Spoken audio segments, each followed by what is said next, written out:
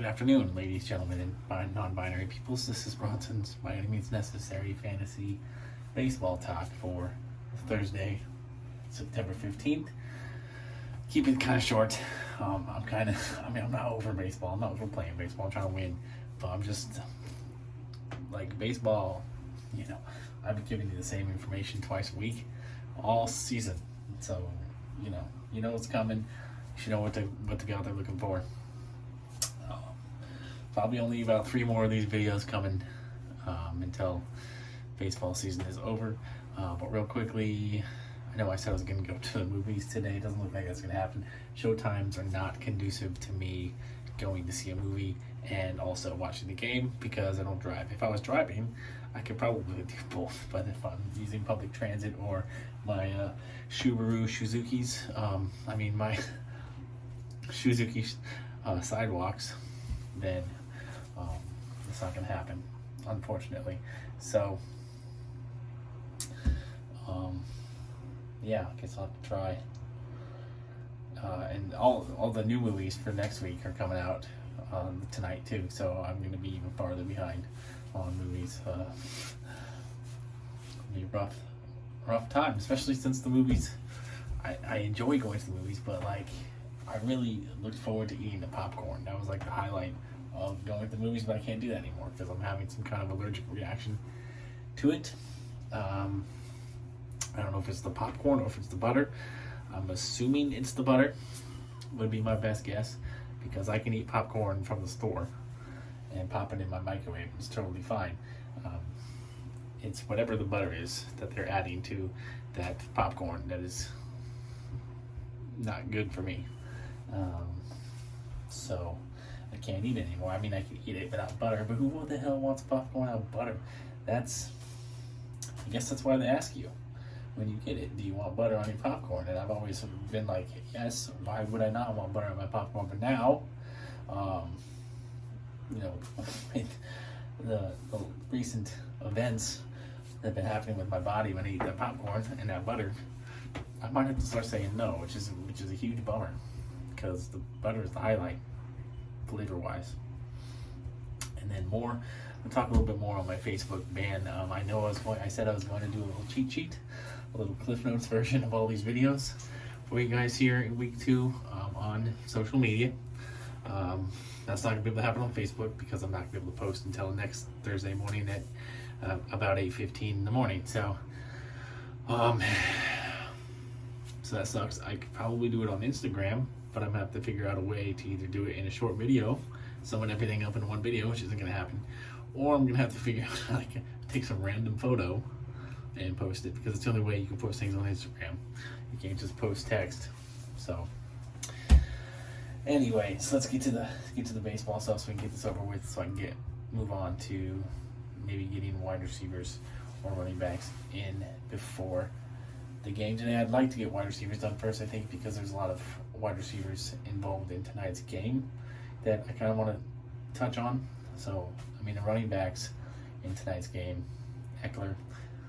If you have Austin Eckler, you're starting Austin Eckler, and nothing I say is going to convince you not to, right? And I'm not gonna tell you not to start Austin Eckler as long as Austin Eckler is healthy. He's a top 5 running back. And then Clyde Edwards-Helaire, after the very encouraging week 1 he had and how many touchdown catches he had, you're probably starting Clyde Edwards-Helaire as your running back 2, or at the very least your flex, which strategically you should probably put him in your running back 2 slot and put someone else in your flex for the week. But just in case that player gets hurt later on,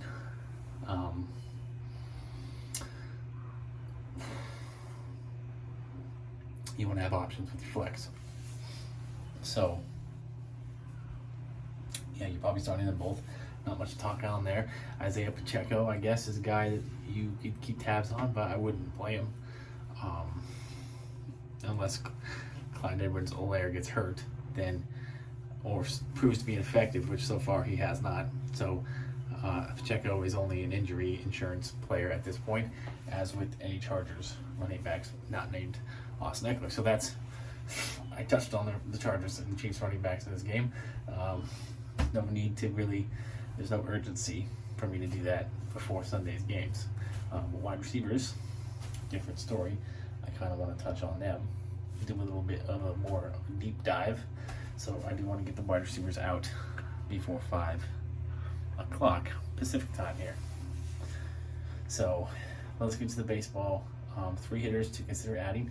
Spencer Torkelson, the number 1 pick in the draft a couple of years ago, is back in the major leagues for the Tigers.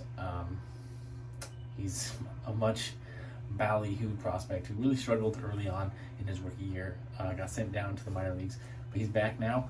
He's hitting a lot better. He's looking like a professional hitter, so he's worth adding if you need some first base help. And then a couple of older guys who have been injured most of the year, but have a history of success and production. That would be Will Myers of the Padres. He's outfield and first base eligible, which is one of the more interesting positional eligibilities out there. So he could help you at either spot.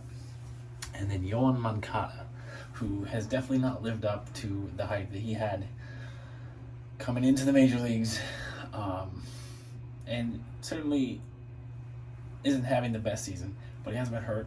He is healthy now. White Sox have had a little bit of a managerial change. Not technically, Tony La Russa's stepped away, but the White Sox seem to be playing a lot better without him, so he should probably just stay away for the rest of the season and then go back into retirement in the offseason. I think that'd be better for everybody. And Yoan Moncada is no different. He has been hitting better without Tony La Russa around, so maybe he's worth having as your backup third baseman or your utility hitter if you're needing some hitting help to get you through the playoffs, which you're probably not, right? If you're like me, you're focusing 95% of your attention on streaming pitchers and getting pitchers, because pitchers are going to rack up points a lot quicker and a lot more frequently, a lot more than hitters in most cases. So we'll get to the pitchers now. I actually, for the first time in what seems like a long time, I actually have multiple pitchers for you on each of the next 3 days. That's outstanding, right? So we're going to talk about that. Friday, I have 3 for you. We're going to start with Jesus Luzardo of the Mariners of the Marlins at the Nationals. Jesus Luzardo starts have been all over the place. He's definitely high risk, high reward, but that average per start is still in double figures. So that means that he's got a lot of potential. He's worth adding and starting against a bad Nationals team. And then Mitch Keller has strung together 3 straight pretty good starts. Mitch Keller is a younger pitcher who has a lot of potential as well. He seems to be finally putting it together. The Mets, especially in Citi Field, are a moderately tough matchup, but I like Keller's strikeout potential and in that matchup, so he could produce at a high level. And then Corey Kluber, coming off an awful start in his last start, that's good for us because that gets him back under 50% ownership and back in the streaming tier. Corey Kluber is a 2-time former Cy Young Award winning pitcher, and when he's been healthy over the last decade, he's been a pretty outstanding pitcher despite the occasional bad start. I think against the Rangers in Tampa, yes, it's a home start for Corey Kluber. A very pitcher-friendly environment. Corey Kluber should have a pretty outstanding start. I trust him. He probably would be, if I was going to pick a favorite streamer of the 3 that I just listed, Corey Kluber is probably the one I would go with. Tomorrow, Saturday, I have 2. I'm going to go with Wade Miley, the old reliable who late in his career now has figured out how to strike people out. That was a problem with him early in his career. That's why he was always kind of like a fringe, like a 4th, 5th starter. And as he's gotten older, he's gotten better at striking people out. He'll be facing the terrible, no good, awful, pathetic Colorado Rockies in Wrigley Field. The Rockies are one of the most historically inept road hitting teams in baseball history over the last 2 or 3 years. So Wade Miley's got himself a nice opportunity there. And then Johnny Cueto has been struggling over the last 3 weeks or so, but I still like him against the Detroit Tigers because the Tigers are in complete free fall mode. And Tigers haven't really been hitting well all season. I mean, their best hitter was supposed to be Spencer Torkelson, and he may be the best hitter now, but he still doesn't really scare anybody at this point in his career. So, again, we'll continue this theme. If I was to pick a favorite streamer out of the two for Saturday, I'd go with Wade Miley.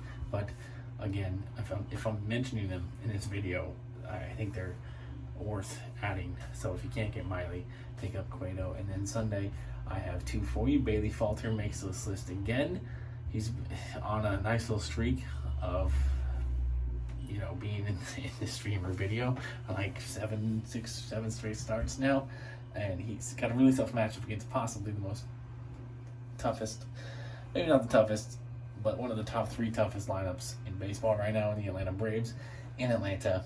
So that's, there's some risk there, but Bailey Falter's been successful enough over the last couple of months to trust him to not have a complete blow-up start against the Braves. So I like him enough on Sunday to mention him here. And then rookie Ryan Nelson of the Diamondbacks versus the Padres. Ryan Nelson has been outstanding through his first 2 starts. He has a streak of 13 straight scoreless innings, so he hasn't given up a run. I may have jinxed him. Hopefully not. I'm knocking on wood. And it's been striking out a lot of people too. I think he's got 13 strikeouts. So basically averaging a strikeout per inning, which is pretty good. It doesn't get much better than that when it comes to rookie pitchers. Unlikely that he's going to be able to keep that up over the entirety of the season, and I would not be surprised if he gives up a run or 2 against the Padres. They are a decent hitting team. He'll also be in the thinner air of Phoenix. So, do I expect his scoreless streak to continue? Maybe for a couple of innings, not for the entirety that he's out there, but I still think he's going to get enough strikeouts, so he's still going to pitch well enough that he's worth having. With how hot he's been, you kind of got to roll with it, especially on a Sunday. It's the end of the matchup. It's the last day of the matchup. You can go big or go home. You're either going to, Ryan Nelson's either going to do it if he's going to do it for you, or, I mean, if you're looking for pitchers to stream on Sunday anyway, you're probably, you're in a close matchup where you're desperate to catch up or something. So Ryan Nelson's the perfect name for you to be taking a chance on to get yourself over the hump and into the championship round of your playoff matchup. So that's it. I will, only got a couple hours left till the game starts. Depending on how long this video takes to upload, because it's my second video of the day. I might get to the wide receivers today. I would not be surprised though even if I do record before the game starts, that it doesn't get uploaded till after the game starts. So the information might be useless at least for the players tonight. So I don't know, we'll see. We'll see how it feels, since I'm obviously not going to the movies. I do kind of need to take a shower. I didn't take a shower today. I didn't realize how much I kind of stink until right now. So, in the old days I used to take a shower every day, but that was when, I had I take a shower most days. I'll probably take a shower 5 out of 7 days now, but I don't take a shower every day anymore because I never hardly see anybody. It's like, just like I used to be, like my room and stuff used to be super clean. Now I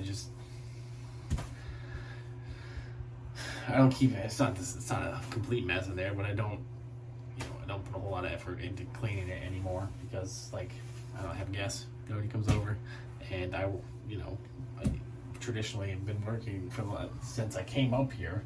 Been working 40, 50 hour weeks, and it's just, I guess I've kind of let myself go a little bit. I guess I need to snap out of it, right? Start showering every day again at least. And then I definitely clean in the very rare occasions when someone comes over, I'll clean. But